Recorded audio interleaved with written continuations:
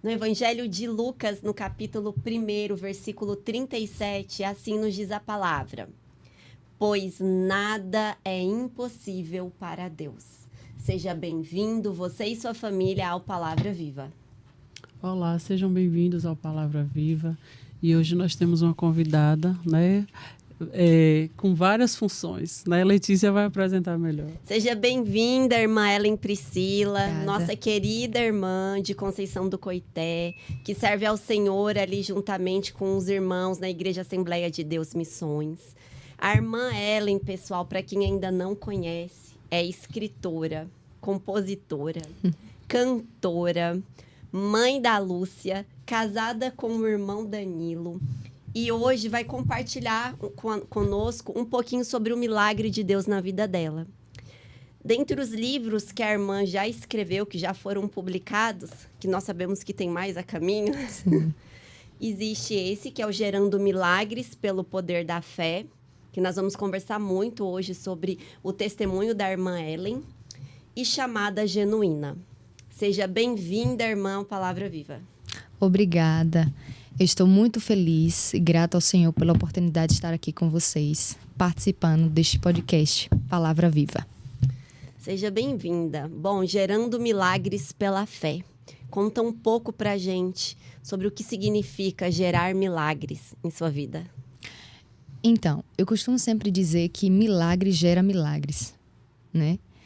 Todo milagre, ele testemunha a grandeza de Deus. Ele tem uma função apologética, porque o milagre realizado revela a essência de Deus. Existe algo que só Deus faz. É milagre.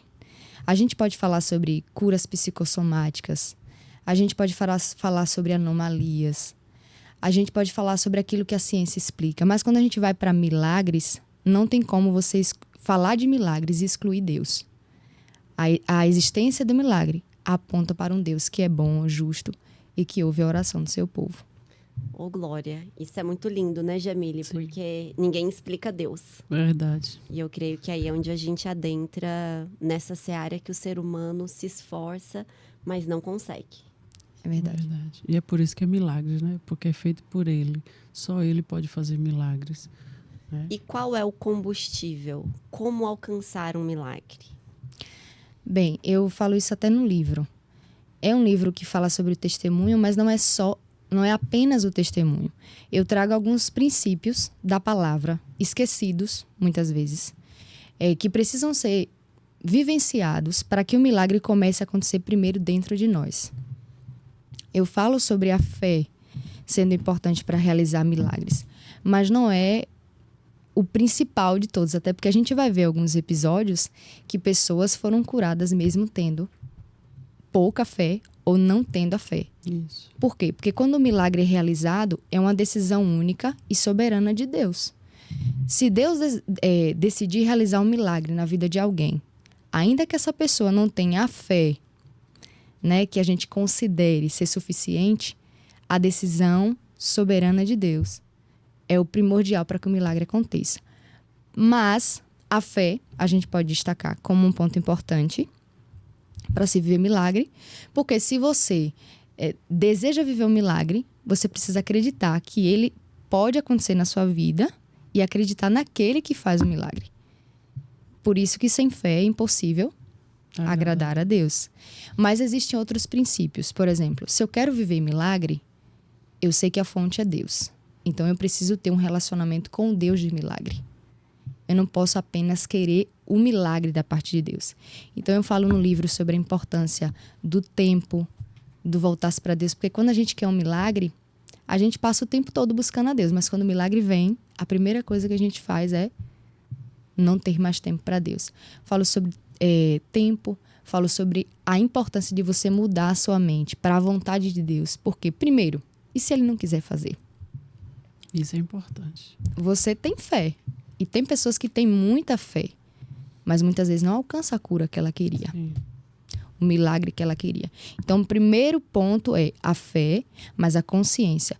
Que seja feita a vontade dele. Porque a fé genuína não é só acreditar que Deus faz, mas é descansar naquilo que ele decide fazer. Sim, entender que aí está a soberania dele, né? Ele é, por isso que ele é Deus, que ele faz o que ele quer, né? Quando ele quer e se ele quiser. Porque, como você falou, muitas vezes nós oramos, nós profetizamos, nós cremos no milagre e o milagre não acontece. E não é porque Deus não pode fazer, mas é porque ele não quis, não foi a vontade dele, né? O propósito dele foi outro. E nós precisamos continuar crendo que ele continua sendo Deus de milagres, embora não tenha feito como eu pedi, como eu esperei, né? E conta pra gente, o livro se chama Gerando Milagres. De onde veio essa inspiração para escrever, pensar e trazer para nós que estamos nessa caminhada cristã, desafiados diariamente por tantas questões na vida, a vivenciar o milagre? Sim, inicialmente a ideia gerando é porque o milagre estava relacionado a um bebê na minha vida, né? Mas eu pude entender que um milagre gerado, para algumas pessoas, gerar não vai ser difícil. Gerar não vai ser um milagre, ela não vai ver como um milagre, embora seja um milagre da vida. Mas não vai ser difícil para ela. Para outras pessoas vai ser mais difícil.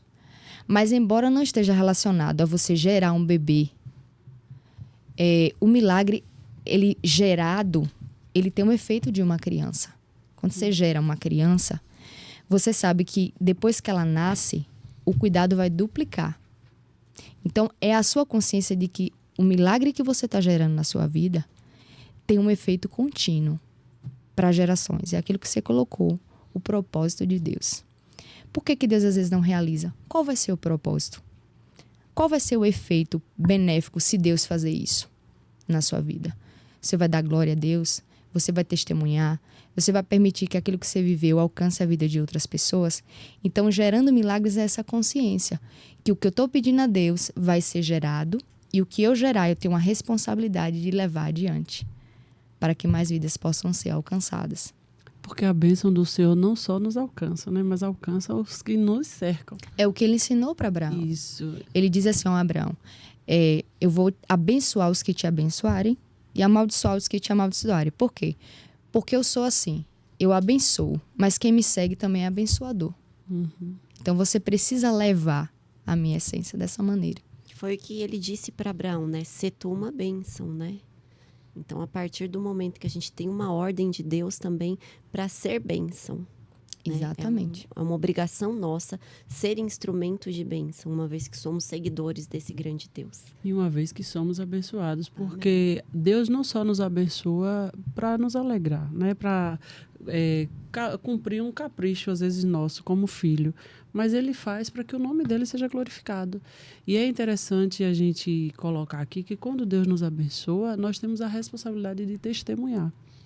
Porque tudo que ele faz é para a glória dele. Amém. E se ele faz o milagre e a gente fica com essa bênção só para a gente não compartilha, a gente não abençoa outras vidas, a gente não leva esperança, né, para outras pessoas que às vezes está sonhando, está esperando, desejando um milagre e às vezes acha que Deus mudou. Né? Porque muita gente pensa assim, mas Deus fez no passado. Não, Deus é o mesmo ontem, hoje, eternamente. Ele continua fazendo e é por isso que nós precisamos continuar compartilhando as bênçãos dele. É para manifestar a glória do Senhor, né? Para que ele seja exaltado. A irmã falou, né, sobre a senhora fez referência sobre o milagre de uma filha, correto? Sim. E falou também sobre o milagre que por si só é gerar. E aqui eu abri o Salmo 139, que eu acho que é um salmo que tem a ver com isso, gerar, né? Que é muito lindo. Que, para quem não conhece, o Salmo 139, ele fala assim: Tu formaste o meu interior e me teceste no ventre de minha mãe. Eu te agradeço por me teres feito de modo tão extraordinário. Tuas obras são maravilhosas e disso eu sei muito bem. Tu me observavas quando eu estava sendo formado em segredo, enquanto eu era tecido na escuridão. Conta pra gente essa história linda, porque eu tenho certeza que vai inspirar a fé de muitas mulheres que nos acompanham, que esperam por esse milagre. Eu quero que você inspire essas mulheres com seu testemunho, Priscila. Amém. Será um prazer. Na verdade, eu sempre sonhei em ter uma família feliz e edificada, né? Eu tive dificuldades na minha infância. E eu pedi, aos meus 5 anos de idade, eu pedi ao Senhor para que Ele me concedesse uma família feliz. E na minha mente, o contexto é: uma família feliz precisa de uma pessoa certa, que eu escolho a pessoa certa para casar, e depois vem os frutos, que são os filhos. A ideia na minha cabeça de criança era como se fosse um reset, né? Para que eu pudesse começar de novo a minha história, e uma história de milagre. E Deus ouviu a minha oração. Amém. Né? A Bíblia diz que da boca dos pequenos Deus suscita força. E Deus jamais despreza as nossas orações. Orações feitas com um coração sincero. E 5 anos? Com 5 anos de idade. A minha casa tinha um quintal de terra. Eu ajoelhei na terra mesmo e pedi isso. E é algo que me impacta muito, porque a gente precisa ensinar os nossos filhos a orarem. Inclusive em prol do futuro, né? Para ter uma perspectiva. E Deus me deu o meu casamento. É um testemunho também, a parte que pra gente contar depois, mas Deus em todos os detalhes. E nós começamos. Eu sempre tive... Você casou com quantos anos? Só pra... Você falou, Deus me deu um marido. Você casou com quantos anos? Eu casei com 18 aninhos. Pronto. Com 5 anos ela orou, né? Ela já adiantou o serviço. Por isso que eu fiquei curiosa. 18 aninhos. E aí começou, né? A espera, a expectativa. Quando vai ser? Quando eu vou gerar? Eu fiz da maternidade o chão para os meus pés. E hoje eu tenho consciência de que tudo que eu passei, Deus não permitiu que eu passasse para me punir. Mas para eu ter uma perspectiva que gerar um bebê não é ter uma criancinha fofinha no colo, né? E eu sempre amava criança, achava muito lindo, mas Deus me fez eu entender que gerar um milagre, gerar uma criança, não é você ter algo fofinho, que você acha lindo. Hoje a gente vive na sociedade, é ostentação você ter muitos filhos. É ostentação. Dá visibilidade nos stories, né? Você tem essa visibilidade. Mas gerar não é simplesmente você colocar no mundo e colocar a própria sorte. Deus coloca sobre você a responsabilidade de você ensinar os preceitos da palavra para aquela pessoa. E Deus me deu essa consciência na minha provação. Porque na minha mente tinha que vir, mas eu ainda não tinha estrutura para gerar o milagre. E o milagre hoje, eu costumo dizer que Lúcia é missionária, né? A gente viaja para pregar, ela faz missões dentro do avião. Onde a gente vai, ela fala do amor de Jesus. Então, assim, para que isso acontecesse, precisava ter uma estrutura em mim. Antes, né? E aí vieram os negativos, as dificuldades. Até que, após 4 anos de tentativa, eu tive meu primeiro... Eu gerei a primeira vez. E aí eu tive um aborto espontâneo. Só para eu entender, desde que você se casou, você já começou a buscar ficar grávida?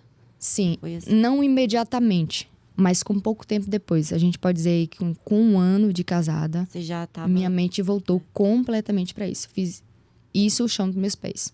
Cada negativo, cada porta fechada era uma frustração acumulada atrás de frustração.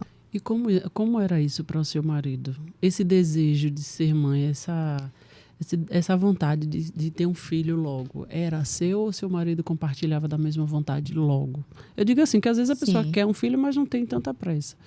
Entendo. Ele sempre tinha aquela resistência por uma estabilidade. Busca primeiro por uma estabilidade financeira, né? Que é uma coisa muito importante. Mas ele ficava sempre na dispensação. Muito tranquilo, né? Na expectativa. Quando o céu mandar, estou aqui para receber. Mas não tinha nada de pressa. E foi exatamente assim. Mas na minha cabeça um turbilhão. Porque se eu não gerasse, então isso significa que aquilo que minha mãe teve vai passar para mim. Aquela autocobrança de que eu preciso gerar, eu preciso ter, porque eu não me vejo sem isso. E Deus me fez eu entender que eu não sou nada sem Ele. Uhum. Sua mãe teve quantos filhos? Eu sou única. E sou um milagre. Inclusive, a dificuldade que eu tive de gerar é um problema genético, né? E aí veio o primeiro a primeira gestação, mas eu não descobri que estava grávida. Em nenhuma gestação que eu perdi, Deus permitiu que eu descobrisse positivo. Só descobriu quando aconteceu o aborto. E quando aconteceu, a minha perspectiva era sobreviver. Então, eu nem tive tempo de sofrer a dor da perda. Porque eu costumo sempre dizer, Deus, ele vai nos privar de sentir a dor da situação que nós estamos vivendo, se nós não temos a estrutura para suportar. É o que ele fala em Isaías 43, né? Quando passares pelo fogo, as chamas não arderão em ti. Ele permite, às vezes, o fogo, mas ele não deixa que a chama arda. Exatamente. Aí é onde a gente vê a misericórdia e o amor dele. E a irmã se importa de contar pra gente qual era esse impedimento que a irmã tinha? Não me importo. Vou dar sequência, vou contar tudo certinho. Que eu acredito que tem muitas mulheres, né, que podem se identificar. Inclusive, depois eu quero que vocês me recordem para falar sobre testemunhos, né, de mulheres que já estão gerando os seus milagres também. Então veio a primeira perda. E aí o médico que me acompanhava, que estava comigo nessa agonia, em busca de gerar, ele falou assim, pelo menos a gente sabe que você não é estéril. Isso é um sinal de que você não é estéril, então a gente vai continuar tentando. E para a medicina isso é impossível. É impossível que uma mulher, ela engravide um ciclo após o outro. É impossível isso, é muito difícil. E eu perdi num mês, no mês posterior eu engravidei novamente. Era como se Deus estivesse dizendo, a sua dificuldade não é em você. É eu que estou controlando as circunstâncias e as situações. Só que dessa vez que eu engravidei, foi uma gravidez tubária, né? E aí é a questão do problema genético. Minha mãe também teve uma gravidez tubária, ou gravidez ectópica. 70% das mulheres que têm a gravidez ectópica vêm a óbito. Porque ela não é diagnosticada. Então, ela não dá um positivo, mesmo você estando grávida, não dá um positivo no exame. Mas tá correndo ali, né? Tá crescendo. Minha gravidez tubária. Eu tava com 2 meses de gestação, não tinha descoberto. Até que eu comecei a sentir dores fortes. E até que eu falei, eu preciso ir no médico. Eu não tô bem. Quando eu entrei numa consulta com o médico, que o médico viu a minha situação no ultrassom, eu já estava com hemorragia interna. O bebê já não tinha sobrevivido, estava lá já morto há muitos dias, e eu estava com hemorragia interna. Quando o médico viu, ele se desesperou. Imagine você sozinha num consultório, diante de um problema, e um médico desesperado. O desespero tomou conta de mim, mas a Bíblia diz que a primordial função do Espírito é lembrar. Jesus disse, eu vou enviar outro Consolador e ele vos fará lembrar das palavras que eu disse. Porque a gente pode não ter nada, a gente pode ter o não, mas se a gente tem a palavra, a gente tem tudo. Amém. E muitas vezes nós somos sustentados pela palavra. Era isso que Deus estava querendo dizer a Elias. Come do pão, bebe da água. Porque se você não comer do pão e da água, e beber da água, você não vai conseguir chegar onde eu quero que você chegue. Porque a palavra te alimenta.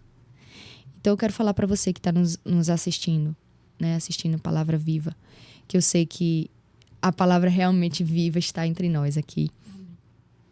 Você pode ter um não, mas se você tem a palavra de Deus, você tem tudo. Se apegue à palavra. Ah, mas eu não tenho promessa. A Bíblia tem inúmeras promessas para você. Você tem a palavra. E a palavra te sustenta. E naquele momento o Espírito Santo me fez eu lembrar a palavra. E eu lembro que eu falei para a enfermeira que estava fazendo a minha ficha muito apressadamente, que o médico falou, você tem menos de 24 horas para operar. Senão é óbito. O seu organismo está segurando a última espessura da sua trompa até ela romper completamente. E aí, óbito, né? E eu falei, Deus está sustentando. E quando eu falei para a enfermeira, ela fazendo minha ficha rapidamente, eu falei, eu tô com medo. Porque a gente não pode expressar os nossos sentimentos para qualquer pessoa. Nem todo mundo tem estrutura para ouvir o que nós estamos passando. E ela disse assim, não é para menos. No seu lugar eu estaria assim ou muito pior. Meu Deus. Imediatamente, irmã, imediatamente o Espírito veio com a função dele de consolo e disse, o que está escrito na minha palavra? Claro. Ainda que eu andasse pelo vale da sombra da morte, não temerei mal algum, porque tu estás comigo. E Deus falou, eu estou contigo. Nós descobrimos isso 12:00. Nós fomos diretamente encaminhado para a maternidade.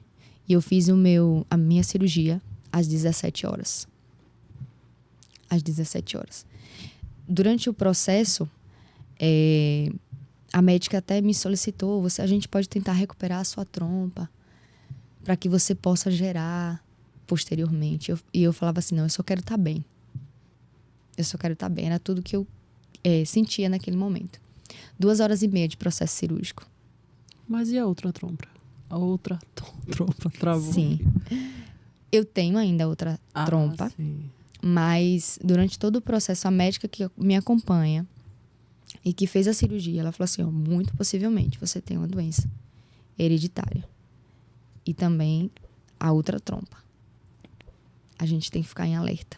Ela me solicitou um exame para que eu pudesse ver a estrutura da trompa, porque para ela, como está obstruída, não tem passagem. E justamente tenha sido isso o problema, né, da gravidez tubária. E aí, uma coisa interessante, quando eu saí da sala de cirurgia, já sem perspectiva, eu olhei para o meu esposo, tranquilão, na dele, e disse, esquece, tu nunca vai ser pai. E é legal, irmã, desculpa te interromper, mas trazer a realidade, porque o Palavra Viva tem esse propósito de mostrar o exercício da fé através de pessoas comuns em situações que nos acometem todos os dias. E nós estamos aqui diante de uma mulher de fé que cresceu dentro de uma doutrina que ensina a fé, mas que num momento, enfim, em que foi ali abatida, né? Chegou e fez uma declaração que vai contra as próprias promessas. Porque somos, enfim, somos fracos, somos carne também. Então, eu quero agradecer a irmã por trazer aqui, porque muitas vezes as pessoas só falam de ser forte o tempo todo, de dizer, de só dar as declarações positivas, mas de reconhecer a nossa humanidade. Sim. Que é algo que a gente não pode esquecer, porque nós não somos Deus. Perfeito que você colocou, Letícia, porque quando nós não reconhecemos a nossa humanidade, nós cometemos o pecado de Lúcifer. Sim. De se achar como Deus. Pois é. Nós somos pó. Uhum. Nós somos, embora há algumas expressões, né? Nós estamos aqui na Terra, mas não somos daqui. Mas ainda estamos aqui. Com certeza. E a missão ainda é aqui, né? Com certeza. Reconhecer a nossa humanidade é primordial. Inclusive, eu disse para Deus, não use mais ninguém para falar comigo que vai me dar um filho. E adiantou? E adiantou? Ai, ai. Por favor, me deixa quietinha, Senhor, no meu canto. Tipo Jonas, vai pra lá, não, eu vou pra cá. Exatamente. O Elias, né? Aí onde a gente vê como a gente é parecido com eles. Às vezes a gente critica Isso. um momento de Somos o fraqueza mesmo de povo. Elias, de ser, mas a gente faz igualzinho. Igualzinho. A gente fala de Tomé, mas a gente seria o primeiro a tocar nas feridas Certeza. de Jesus. E outra coisa, a expressão que eu falei pro meu esposo. Esquece, tu nunca vai ser pai. A minha dor estava sendo transferida para ele. Porque embora a gente seja uma só carne, eu não poderia me intrometer na fé dele e no particular dele com Deus. Ele poderia virar para mim e dizer assim, olha, essa foi sua experiência, mas eu tenho um particular com Deus. Você está dizendo que eu não vou ser pai. Mas será que é isso que Deus está dizendo a meu respeito? E o bom é que Deus é tão misericordioso que ele não levou em consideração a sua fala, né? Porque a palavra tem poder. Sim, né? sim. Um momento de dor. Inclusive, a gente tem que tomar muito cuidado. Porque a gente tem que ser guiado pelo Espírito, não pelas nossas emoções. Isso. Às vezes a gente prega guiado pelas nossas emoções. A gente quer aproveitar o púlpito para a gente falar coisas para pessoas que estão ali nos ouvindo. E aí parece que o que a gente fala no púlpito tem uma autoridade maior. E se torna santo. E se torna autoridade. Uhum. E Deus não quer isso. Nosso compromisso é com a palavra. Isso. E a gente tem que deixar de lado nossas emoções, o que nós somos, para que a palavra seja viva. Amém. Né? E aí eu falei isso pro meu esposo. Aí minha mãe falou assim, calma, filha, o tempo vai curar as feridas. E como que ele reagiu quando você lançou essa palavra? Em silêncio, Ficou em silêncio. em silêncio. Como em muitos momentos, silêncio e reflexivo. Isso você já tinha quantos anos de casado? Nós tínhamos, não vou me recordar muito bem, mas na faixa de 5, 6 anos, 7 anos. Porque eu lembro que eu engravidei de Lúcia 1 ano após esse incidente. Sim. Bom, aí passou por isso, aí você vivenciou aquele momento, né, em que foi de completa escuridão, né, em que sua fé foi provada ali, né, que você se fechou. Já, você tinha uma promessa, sabia que tinha ali uma promessa, porque como você falou, as pessoas falam, mas eu nunca recebi, nunca ninguém apontou para mim e falou, olha, Deus manda te dizer, mas não precisa, Deus já disse tudo aqui. A palavra Né? revelada. Isso. É claro que o Senhor pode, sim. Deus tem as várias formas dele de falar. Pode usar um servo, uma serva, um profeta. Aquilo testifica e reforça, sim, a nossa fé. Traz entendimento, né? A Bíblia fala que sobre a importância dos profetas. Os dons edificam a igreja, né? Sim. Então, quando Deus usa, a gente está falando de profecia. Sim. A profecia é um dom. E se o dom serve para edificar a igreja, é porque Deus sabe a necessidade da igreja. Então, ele vai direcionar a palavra no momento certo. E a gente falou sobre isso porque você falou assim, às vezes a pessoa tem ali uma palavra, mas porque não viu acontecer, ou porque parecia que ia acontecer e não aconteceu, de repente se fecha toda. E isso acontece em várias situações, não só em situação de gravidez. Pode Sim. ser em um concurso público, Exato. pode ser em uma vaga de trabalho privado, casamento, né? pode Tantas ser em pessoas promessas estão de esperando casamento, muitas pessoas, enfermidades. Quando a fé é questionada, quando vem o pior dos laudos. E é interessante pontuar isso, irmã, porque nós já recebemos muitos testemunhos aqui, né, Jamile? E vários passaram por esse divisor de águas. Que foi quando tudo se fechou, quando o laudo, o diagnóstico, tudo era terrível. E aí veio, será que é para mim mesmo? Conta pra gente como foi atravessar esse deserto. Eu costumo dizer que a gente não pode olhar para a dificuldade como sendo o fim. Porque para você viver um milagre, primeiro você vai necessitar do milagre. Então a circunstância não vai ser favorável. Não vai ser favorável. Quando Jesus vai até a aldeia de Betânia, a Bíblia diz que Lázaro estava doente. Ou seja, tem um problema. Só sabe o que é um milagre quem necessita de um milagre. Então, se você tem um problema, você não deve se abater e dizer, eu tenho um problema. O problema é a continuidade dos meus dias. Você fala, eu tenho um problema. Mas o problema é um cenário para viver uma solução. Eu tenho uma doença, uma dificuldade, mas essa dificuldade é o cenário para eu viver o milagre. Deus precisou arquitetar o cenário para que hoje eu pudesse testemunhar milagres. O que eu vivi não foi uma cura psicossomática. O que eu vivi não foi uma anomalia, porque a própria medicina, e Deus falou que ia confundir a medicina, sabe que a mulher, eu vou dar alguns detalhes já no final do testemunho, gerar sem trompa é impossível, porque a trompa faz parte. Mas quando Deus realiza o milagre, ele realiza passando por cima das leis naturais.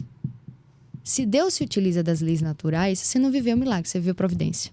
E a gente precisa diferenciar isso. O que é milagre e o que é providência?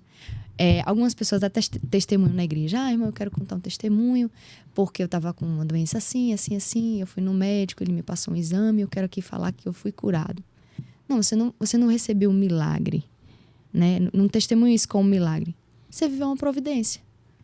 Deus utilizou de um médico, deu sabedoria e entendimento a ele, que direcionou um bom remédio para você e você viveu aquela cura, o processo, mas não foi algo milagroso, né? Milagre tem uma característica, só Deus faz. O que é anomalia? Anomalia é aquilo que é facilmente explicado pela ciência. Quer ver um exemplo de anomalia?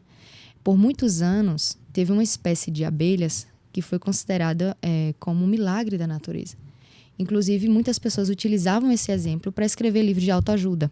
Eu não me recordo agora o nome da espécie da abelha, mas ela tem um corpo maior do que as asas. Então, considerava um milagre porque ela estava voando com as asas pequenas e o corpo maior.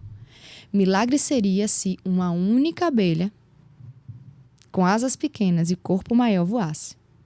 Mas se toda a espécie dessa abelha voa, isso tem uma característica de um percurso de lei natural. E era isso que David Hume tentava explicar. Quem é David Hume? Um filósofo que estabelecia uma objeção contra milagres. O ponto de David Hume perverteu a própria Harvard. O início da Harvard, né, aquela faculdade conhecida que todos desejam estudar lá, tinha um princípio, uma ordenança. Nós aceitamos todo o conhecimento que vem de Cristo. Está escrito lá. Quando vem os pensamentos de David Hume, que é a objeção contra milagres, perverteu a Harvard, que se distanciou do que a palavra diz e começou a seguir esses pensamentos filosóficos. E o que ele dizia em si? Ele dizia, milagres não podem ser verdadeiros, não pode acontecer, porque não segue o curso da lei natural. Porque as coisas da lei natural são que tem sempre a sequência. O que é lei natural?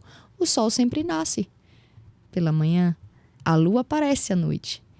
A própria Bíblia diz, um dia faz menção ao outro dia, trazendo uma ideia de que Deus estabeleceu leis naturais. Aí ele diz que não pode acontecer porque o milagre é interromper as leis naturais. Só que ele erra nesse argumento. Por quê? Porque a característica do milagre é romper mesmo. Você não vai ver um milagre em toda esquina.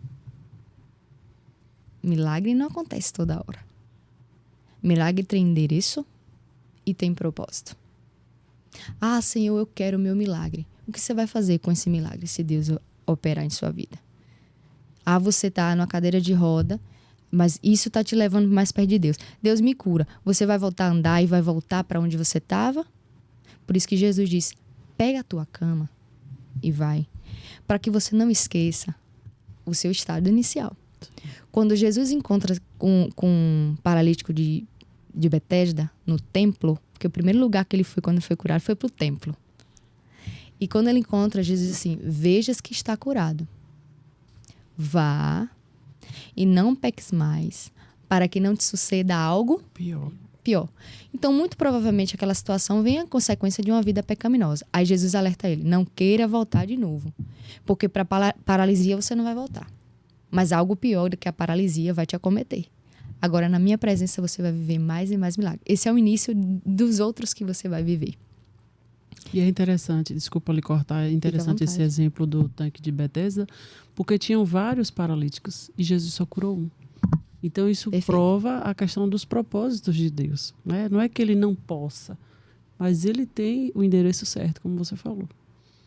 E Deus pode ter um propósito no seu problema. Com certeza. Na sua dor, na sua doença. Então, não desanime. E a gente entende aquele versículo que todas as coisas cooperam para o bem daqueles que amam a Deus, né? Que andam segundo o seu propósito. Porque, às vezes, a pessoa está se questionando por que eu estou vivendo isso. Gerar milagres não é fácil. É bonito contar aqui, porque hoje você tem sua menina. Mas, enquanto você estava no processo de espera, de choro, de dor, não foi fácil.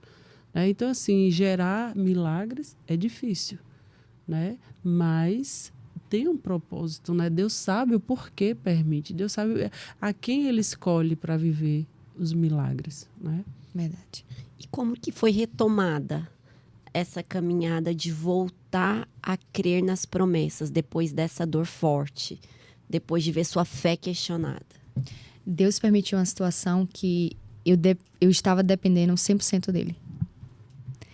E ali, naquela situação, porque para eu tirar o bebê, eu tirei junto a trompa, minha trompa direita. E é uma cirurgia de uma cesárea que faz para tirar um bebê. Então, o mesmo processo de uma cesárea, o mesmo repouso de uma cesárea, eu precisei ter. E minha mãe costumava dizer, você é aquela que fez a cesárea, mas não tem, né, um bebê no colo. E é doloroso isso. principalmente para quem sempre sonhou. Com certeza. Eu não sonhei, eu não quis, Deus, fazer uma cesárea para voltar da maternidade com os braços vazios. Mas lá de cima Deus falava, mas um dia você vai vir com os braços cheios. Mas eu olhava e falava, não vai acontecer, porque a situação diz que não. Eu posso colocar aqui uma passagem bíblica. Quando Jesus volta para curar o Lázaro novamente, quando Jesus volta para curar Lázaro, Marta vai ao encontro dele, não é? E aí ele diz, Senhor, se o Senhor estivesse aqui, meu irmão não teria morrido. Aí Jesus disse assim, Marta, teu irmão vai viver. Ela disse, eu sei, Senhor, naquele grande dia, né? Eu sei, a minha família me instruiu sobre isso, naquele grande dia, os crentes vão ressuscitar primeiro. Entenda, Marta cria ou não cria? Cria. Só que a fé dela era uma fé para uma perspectiva futura. Quando Jesus está dizendo, o milagre é hoje. Uhum. Então, às vezes, a gente crê. Aí Deus fala assim, eu vou abençoar você financeiramente. E você fala, eu sei, Jesus. Quando eu conseguir aquele emprego na prefeitura, eu sei que você vai me abençoar. Não, mas eu estou dizendo para você hoje. Mas não tem como, Senhor, porque todas as portas estão fechadas. Você está crendo, mas eu quero que você creia nessa situação, que eu vou operar hoje, né? Então, a gente às vezes tem a fé, mas uma fé distante, uma fé longe. E Deus estava dizendo que eu iria gerar. E aí voltar, como foi voltar para isso tudo? Aquela dependência total de Deus me ensinou, eu preciso é dele, me apegar a ele. Mas antes de você se apegar a ele, não teve dia de você ficar triste com ele, não?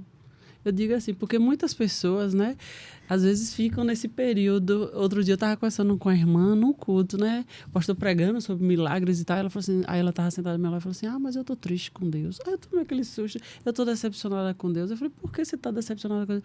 Porque eu quero um milagre e Deus não faz. Eu falei, qual é o milagre que você quer? Ela falou assim, eu sonho em ter um filho e Deus me deu um marido vasectomizado. Eu tô magoada com Deus. Aí eu virei para ela e falei, querida, o Deus não tem nada a ver com o seu problema. Você escolheu seu marido vasectomizado.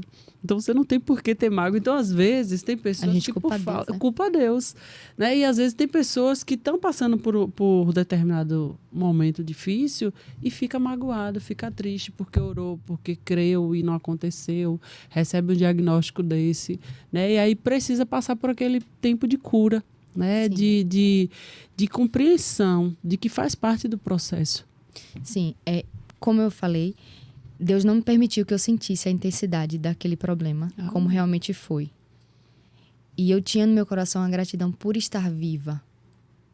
Então, eu pensei, se eu tô viva, é o que importa. Então, em vez de... Teve, inicialmente, que eu falei para Deus, não usa ninguém para falar que vai me dar filho. Eu pedi, por favor, Senhor, não usa. Me deixa lá escondidinha num canto, não deixa. Por quê? Porque eu não queria mais frustração. Eu ia para o círculo de oração, a gente tem círculo de oração na nossa igreja, né? E Deus usava as pessoas e dizia assim, eu te vejo assim. Aí eu dizia, lá vem coisa. De novo isso, Senhor. Toda vez eu não tenho um minuto de paz. Toda vez tem que lembrar dessa dor, não é? Eu tive esse momento com Deus. Mas era só dor ou isso de alguma forma reacendia a tua esperança na promessa? Inicialmente, eu não dava tanta ênfase àquela dor. Eu fugia dela. Era um mecanismo de defesa. Sim. Então, eu tinha medo. Como é que vai ser lidar com a ideia de que eu nunca vou gerar? Isso era monstros que ecoavam dentro de mim. Mas eu evitava esse questionamento, eu evitava pensar sobre isso e me apegava a Deus. Me apegava a Deus. Por quê? Porque eu entendi que eu estava viva. Se eu sobrevivi a esse deserto, tem algum propósito de Deus aí. Ponto perfeito para a gente fazer uma reflexão aqui. Muitas pessoas, quando se veem frustradas ou diante de um aparente não de Deus, elas se afastam. Elas desistem, né? Abandonam a fé, deixam de ler a Bíblia, deixam de orar, abandonam a comunidade de fé. Mas aqui está um exemplo, irmãos, quem está nos assistindo. A gente está aqui contando uma história, um testemunho de um milagre. de uma mulher que cria em Deus, que teve sua fé questionada, teve seus sonhos frustrados inicialmente, mas ainda assim, ela não se tirou da posição de serva. Continuou indo para o círculo de oração, continuou se lembrando do dever de gratidão a Deus e se recordando que se você está viva é porque ainda há um propósito. Mas continua que eu quero muito saber essa história. E um dos capítulos que eu falo aqui no livro é fé e perseverança. Porque eu falo que eles estão tão unidas que uma não subsiste sem a outra, né? Fé e perseverança. Então, se eu creio em algo, eu preciso continuar acreditando até acontecer. E se eu continuo perseverando é porque eu creio. Então, no meu coração, eu sentia, Deus pode, mas eu não sei se Ele quer. Então, eu não vou ficar machucando a mim mesma. Eu vou esperar. Eu vou viver um dia de cada vez. Eu vou continuar a obedecer. Eu vou continuar pregando. É duro, sabe? É duro você pregar de milagre quando você precisa de um. É duro você ver Deus usar a sua vida para fazer milagres na vida de outros e não Sim. fazer na sua. Sim. É duro. Paulo, a sombra de Paulo curava. O lenço que Paulo, né, tocava, as pessoas... milagres eram feitos. Mas ele diz assim, no final do seu ministério, eu tô doente. Todos me abandonaram. Só Lucas ficou comigo. Sabe por que Lucas ficou com ele? Porque existe uma ética na medicina. O médico não abandona seu paciente. Lucas era médico. Lucas ficou porque tinha que dar o apoio na doença de Paulo. Se não fosse isso, também ia sair. Então, um homem que tem o dom de cura, muitas vezes ele não cura a si mesmo. Né? Sim. Por quê? Porque tudo é a vontade soberana do Criador, do nosso Senhor. E uma das coisas que Deus me ensinou na minha vida, né, foi que quem faz filho é Deus. Né? É o contexto de Israel. Isso. Não é porque Ana vai ao templo. Porque se eu estou estéril, só ele pode resolver. Porque o homem pode usar de vários métodos, mas quem dá filho é Deus. Inclusive, você tocou um ponto interessante. Eu visitei alguém que teve um bebê recentemente e foi por fruto de inseminação artificial. E ela disse que os médicos falavam sempre, olha, nós usamos a sabedoria que nós estudamos aqui, mas nós temos uma consciência. Não existe nenhum método que fazemos aqui, se Deus não aprovar. Pois é. Os próprios médicos. É. Os próprios médicos. Então, Deus vai se utilizar muitas vezes de uma inseminação, mesmo podendo fazer com que você gere de uma forma natural, porque Ele tem propósitos. Sim. Né? Tudo é propósito do Senhor. Então, eu entendi, eu preciso me apegar a Ele. O que eu preciso hoje é sobreviver e eu só vou sobreviver me apegando a Ele. Então, foi um dia de cada vez. Meu esposo à frente de uma congregação, a gente liderando mulheres, me envolvi com vários departamentos da igreja. Eu acredito que foi um processo de preparo. Continuei pregando, continuei falando do amor de Deus. Até que um dia, tudo mudou. A gente convidou um irmão de São Paulo para ministrar na igreja onde a gente estava. Ele disse assim, quem é a esposa do dirigente aqui? Aí eu falei, meu Deus do céu, lá vem coisa de novo. Fique em pé. Aí eu fiquei em pé. Ele disse assim, olha, Deus me revela que nenhum bebê ficava vivo em você. E Deus sabia que tinha que ser assim, porque eu estava muito frustrada. Não tinha que ser uma coisa básica. Tinha que ser uma alguém de coisa pé. Assim, no meio da igreja. Não, assim. exatamente. Nem alguém de pé. Tinha que ser uma coisa assim extraordinária, que era para eu voltar a crer. Deus sabe da nossa estrutura. Ele disse, nenhum bebê ficava em você, sabe por quê? Porque você tem uma doença que a medicina não descobriu. E os médicos que me acompanhavam, de fato, não conseguiam entender. Eu não consigo entender porque você não gera. Os seus exames estão perfeitos. As probabilidades estão perfeitas. Eu não consigo identificar isso. Era um questionamento para eles. Mas Deus manda te dizer que você vai segurar o seu milagre. Aquele dia foi diferente. Vai nascer. Você vai segurar o seu milagre. E Deus ainda diz que Ele vai lhe revelar o sexo e o nome do bebê. E ela vai ter uma marca no corpo. Para você nunca esquecer que ele é Deus de milagre. Ô, glória. Foi muito impactante. Eu falo com lágrimas nos olhos, com emoção, porque foi muito real e vívido. E eu falei assim, meu Deus, eu sou tão dura que teve que ser assim. A minha natureza. E aí, ele disse, Deus vai revelar em sonho para você o sexo do bebê. Uma semana depois, meu inconsciente tentou me enganar. Mas Deus não permitiu, não. Eu sonhava com o bebê, só que sempre com a blusinha branca. Né, neutra, não dá para identificar. Até que mais ou menos 4 semanas depois, eu sonhava com um pá de lacinho rosa no rack da minha casa. E quando eu acordei daquele sonho, ainda tentando entender onde eu tô, o que é que tá acontecendo, eu ouvi a voz de Deus, audivelmente.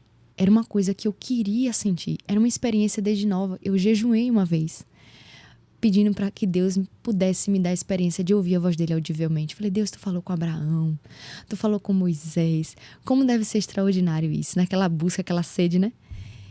E Deus me permitiu uma única vez. E foi para dizer o nome da minha filha. Quando eu acordei, Deus bradou assim, Lúcia, a iluminada. Exatamente desse jeito. Eu meio perplexa, a única coisa que eu peguei foi meu celular e pesquisei. O que significa Lúcia? A iluminada. Ele deu o nome e o significado. Quando meu esposo chegou, eu falei, Deus já revelou. Ele tinha uma maquinazinha de registro de objetos de madeira. E ele registrou nesse dia o nome dela. Eu fiz que nem judeu, né? Deixei para revelar só no dia do nascimento. Nisso você já estava grávida? Não estava. 1 ano antes. Aí a Bíblia diz, acaso o Senhor falaria e não confirmaria? Então ele falou a palavra e foi me sustentando na confirmação do que ele já disse. E foi sarando a sua ferida também emocional. O processo. Para que eu pudesse ter estrutura. Ele é lindo, ele faz tudo perfeito. Porque ele curou não só o físico, mas a alma. Ele tratou a alma primeiro. Atravessou o deserto, deu glória a Deus no deserto, serviu a Deus, glorificou, não abandonou sua fé, mesmo diante de todos os nãos que você já tinha enfrentado. E aí, de repente, você começou a ver a terra prometida. Começou a ver a bênção diante de você. E Deus foi ali, né? Te mostrando, ó, eu tô aqui, ó, vai ser assim. E conta pra gente, quando foi que a Lúcia chegou? Então, aí nesse processo, Deus também usou alguém pra dizer, eu vou te dar uma canção. Antes dela, eu tinha lançado um CD de músicas autorais. Pra quem não sabe, eu comecei meu ministério cantando. Poxa! Hoje, eu só passo canções, né? Para os cantores, mas hoje no meu ministério eu não atuo mais cantando. Embora às vezes a gente ajuda, a gente faz de tudo um pouco, né? Canta um pedacinho dessa canção pra gente. Sim. Aí Deus falou, eu vou te dar uma canção pra te sustentar no processo. E toda vez que você sentir dificuldade, cante essa canção. Porque através disso, você vai lembrar da promessa. Eu divido a canção no livro. Mas o final da canção é assim. Através de ti, todos saberão que confiar em Deus nunca foi em vão. Milagre não se explica. Milagre é pra viver. E pra mostrar que Ele é Deus de milagre, me deu você, meu bebê. E foi isso que me sustentava. Então, sempre na espera, eu pegava o violão e cantava a canção. E aquilo ia alimentando meu coração. Ia para o círculo de oração. Eu tenho um carinho muito grande pelo círculo de oração. E Deus falava, vai nascer. Era como se fosse uma... Como é que fala? Vai 5, 4, 3, 2... Uma contagem regressiva. Uma contagem regressiva. E ainda não estava grávida? Não. 1 ano depois da promessa daquele irmão de São Paulo, eu engravidei. E eu pedi a Deus, eu quero sentir todos os sintomas da gravidez. Oh, Deus. Eu falo sempre, gente, cuidado que você pede a Deus, porque Deus faz. Deus faz. Por quê? Porque eu queria sentir quando fosse real. É uma coisa que eu sempre quis. Sabe quando uma criança ela quer ver a neve, até um adulto? E aí quando ela chega num lugar que tem neve, ela se esfrega na neve, né? E faz aquele anjinho. Eu quero viver intensamente isso. Foi o desejo do meu coração. E aí eu percebi por quê. Sempre toquei violão, cantava tocando violão. E de repente eu vi o story de alguém tocando violão. E aquilo me deu uma náusea, né? Eu falei, meu Deus, Você jogou isso não é normal? alguém tocando violão. Alguém tocando violão. Fosse um perfume, alguma coisa. Incrível. Eu nunca vi isso na vida. Enjoei meu violão. Eu enjoei meu violão. O cheiro, Oxi. o som do violão. Quando eu ia pra igreja era uma luta. Porque o som do violão me Você não desconfiou, incomodava. não?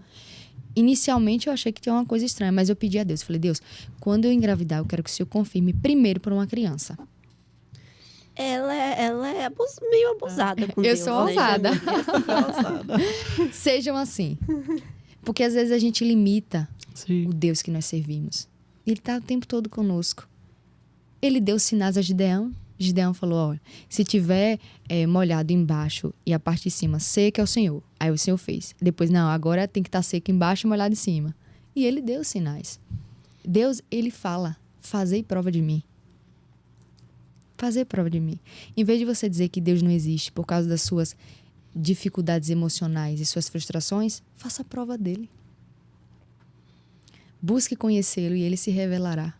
E é interessante pontuar sobre isso, né? Porque não é só falar, Deus, ó, eu quero ouvir de uma criança a confirmação. Mas quem tem essa ousadia é quem anda com Deus. Sim. Porque consegue perceber Deus nos detalhes. A sensibilidade. Sim, consegue perceber Deus. E Deus, por ter intimidade com a pessoa, se permite se apresentar dessa forma. Eu vi uma frase perfeita, você lembrou muito bem.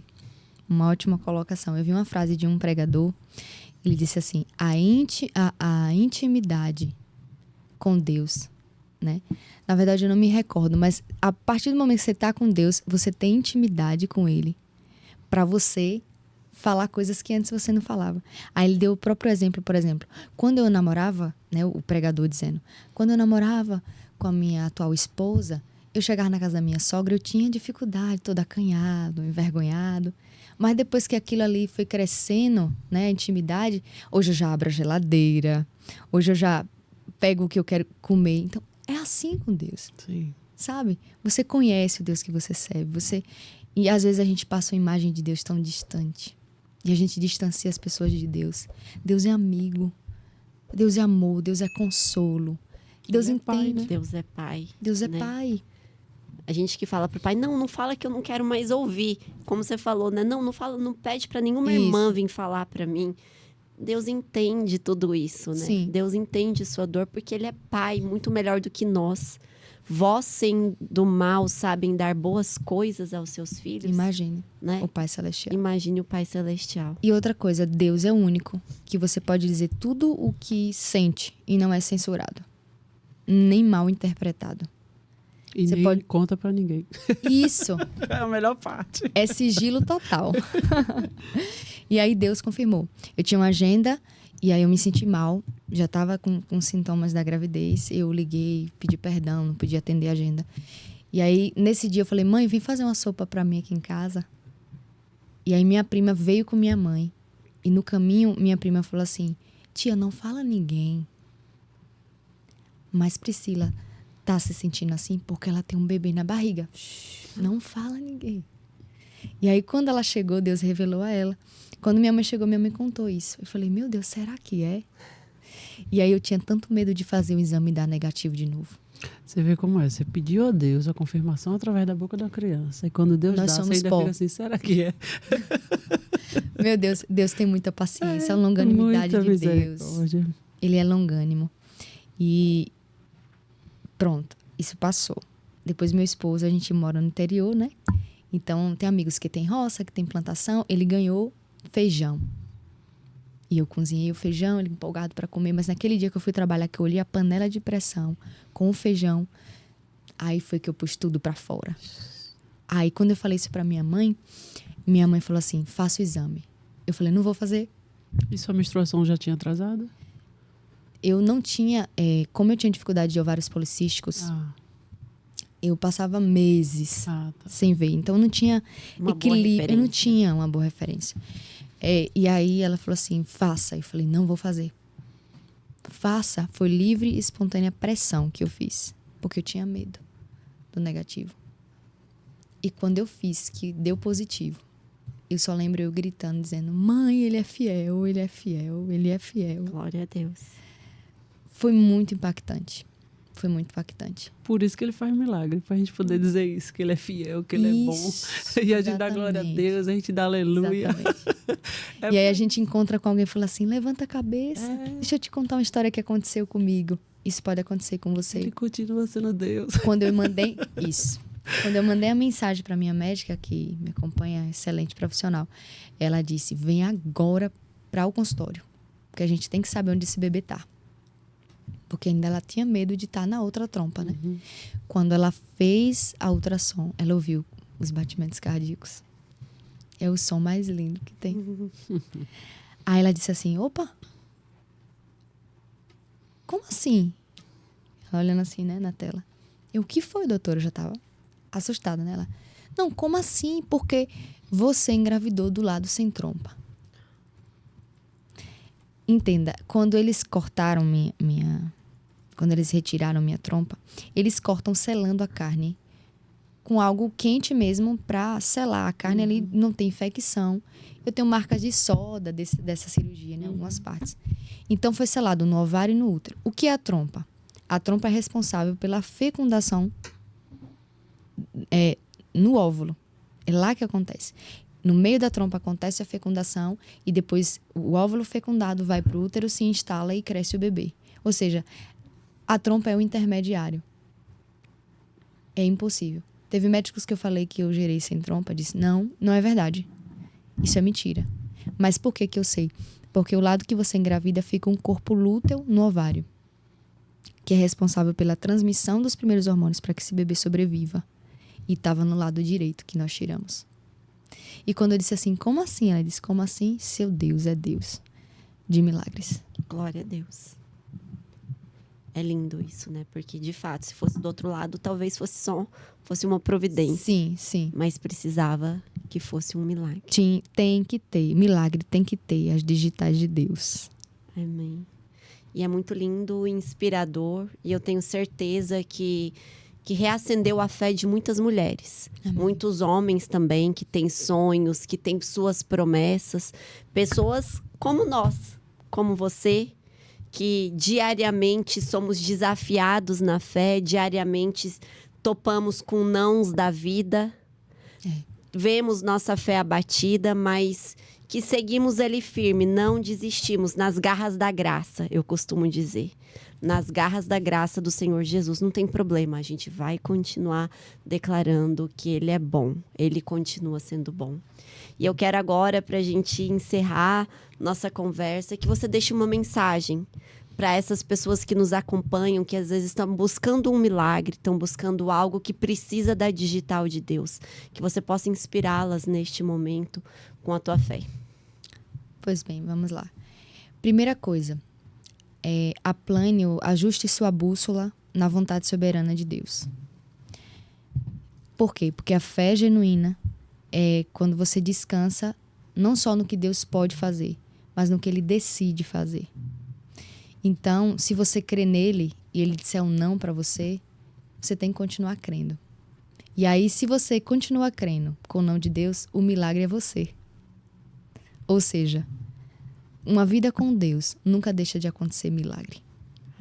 Aonde ele está, um milagre é manifesto. Então, direcione a sua bússola segundo a vontade de Deus. Dedique-se tempo para Deus. Ore por isso. Jejue por isso.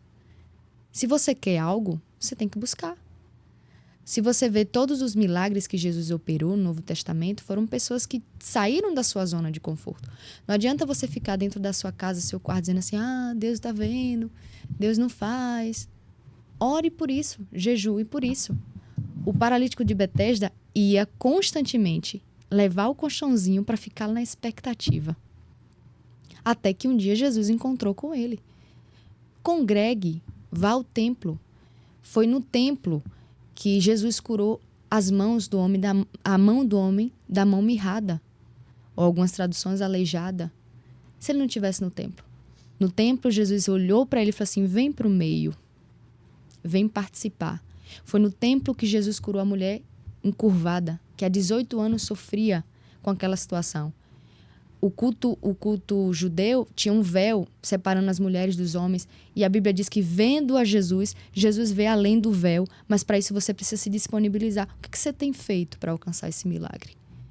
Porque compete a você a dedicação, a fé, a oração.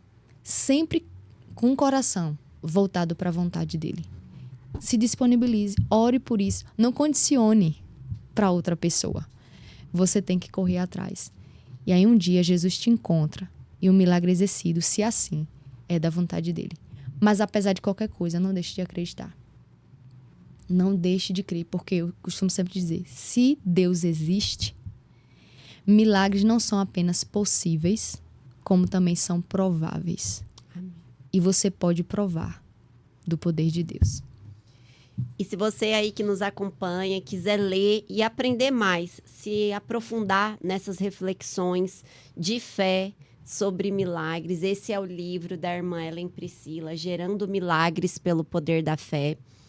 E, irmã, como faz? Fala pra gente seu Instagram, a gente vai deixar aqui embaixo na legenda do vídeo. Certo. Quem quiser ler, conhecer mais, quiser compartilhar a história com você, enfim, como a pessoa pode te encontrar? Esse testemunho me deu a possibilidade de participar de um livro, que é Legado, onde várias mulheres de vários estados e países se unem, né? E eu sou uma das coautoras. Então, esse testemunho já pisou em outro solo estrangeiro antes de mim. Mas Deus faz dessa maneira. Mas se você tiver interesse de adquirir os livros, entra nas nossas redes sociais. Meu Instagram é Ellen Priscila CS, tudo minúsculo. Você entra lá, pede e a gente envia para todo o Brasil. Muito obrigada, Priscila. Foi, assim, inspirador. Foi inspirador ver sobre fé, sobre a importância do exercício da fé desde a infância, ver como é atravessar um deserto para se chegar a vivenciar um propósito de milagre. Obrigada por vir até hoje aqui, estar conosco, compartilhar sua história, dar um beijo na pequena Lúcia. E nós nos despedimos, todas de azul, né, Jamile? Todas combinando. Minha cor favorita. E é engraçado que não foi combinado. E não foi combinado. Não. Mas nós nos alegramos muito, viu? Muito, muito mesmo. Inspirador. Inspirador tua humanidade, tua humildade de se apresentar como é mesmo, viver os Amém. Processos de um milagre, porque muitas pessoas não contam essa parte. E isso é importante, porque andar com Jesus Cristo é atravessar esses processos. Muito obrigada, um abraço para o nosso irmão Danilo, para toda a congregação da Igreja Assembleia de Deus Missão. Seja bem-vinda sempre que quiser voltar, porque eu sei que a gente ainda tem mais assuntos para conversar. Amém. Muito maravilhoso estar aqui com vocês. Deus continue abençoando. Amém. E participe do Palavra Viva. Amém. A Palavra Viva está presente aqui entre nós. Amém. Uma boa semana e que Deus abençoe você e sua família. Creia.